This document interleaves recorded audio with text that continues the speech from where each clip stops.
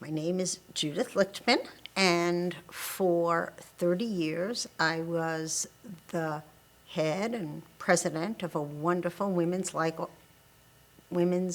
legal rights organization, first called the Women's Legal Defense Fund, and then in 1998 changing our name to the National Partnership for Women and Families. I stepped down as president in '04, almost 8 years ago, it's hard to imagine, and handed the reins over to my extraordinary deputy. Our board said we have our next leader in place and chose Deborah Ness as my successor.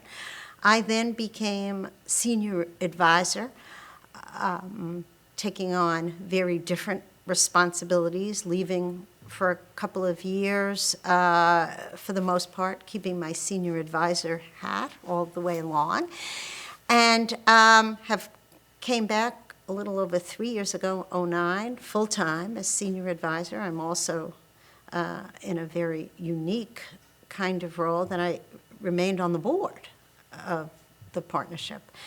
And so I have just a wonderful, wonderful encore career, if you will. I get to work on issues I care about with extraordinary, wonderful, and committed people for an organization that I care about, and knowing that the vision and the ongoing mission of the organization is in very safe hands, and so it doesn't get much better.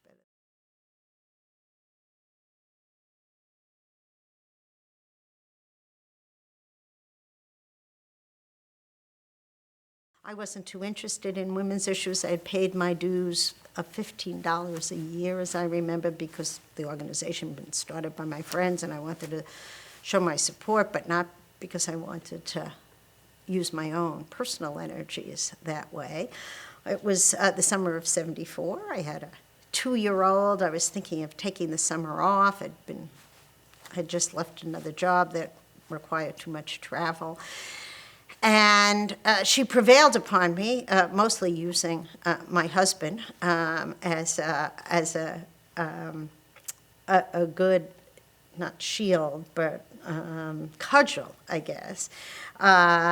She'd approached me several times. Several times I told her I wasn't interested. I stopped calling her back. I wasn't so interested in sex discrimination. And then finally Elliot said I was just being rude and horrible and that I just really had to at least call her back. And so I did. And she explained to me in rather direct terms that what was happening to women of color in this country was really something worth addressing, and that to the extent I was interested in race discrimination, taking a very serious look at what was happening to poor African American and Hispanic women was important, and an important interest of the mission of the Women's Legal Defense Fund, and I shouldn't dismiss this job out of hand. And I thought, oh, well, that made sense. And so I looked, I learned a lot. I didn't know very much about sex discrimination, and there wasn't very much to know.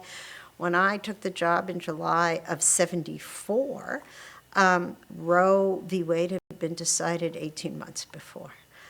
Ruth Ginsburg had begun in the early '70s bringing the first Supreme Court cases challenging gender bias both in the law and in the Constitution, and having a fair amount of success. So an extraordinary amount was happening in the mid-'70s to address sex discrimination. So I had a lot to learn, but not all that much. It was at the very beginning.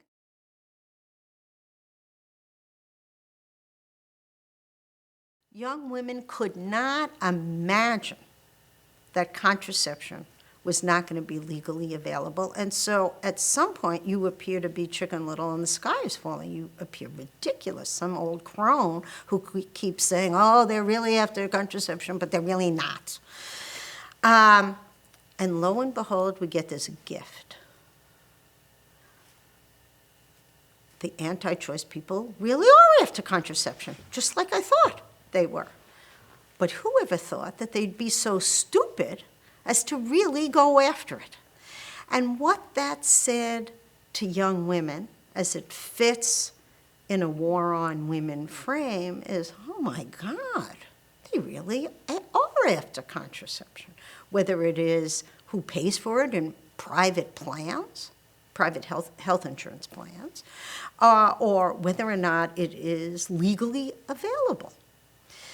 And that, I think, is an enormously energizing and revealing element for young women in a way beyond even my fondest dreams and hopes.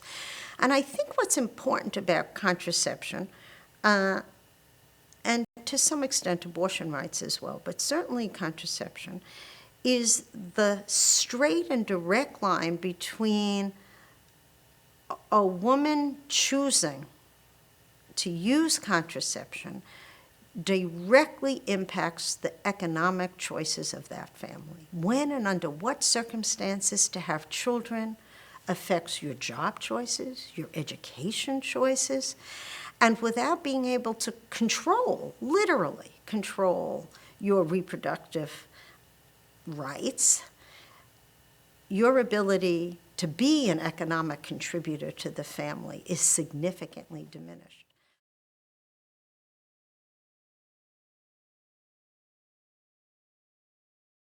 When I think about, and I think there's a fair amount of social science research that backs up what I'm about to say, the extent to which the participation of girls and women in athletics has significantly impacted their ability to provide leadership as adults, be it in corporate America, in public service, in philanthropy. The number of young women and adult women in leadership positions who've had experience in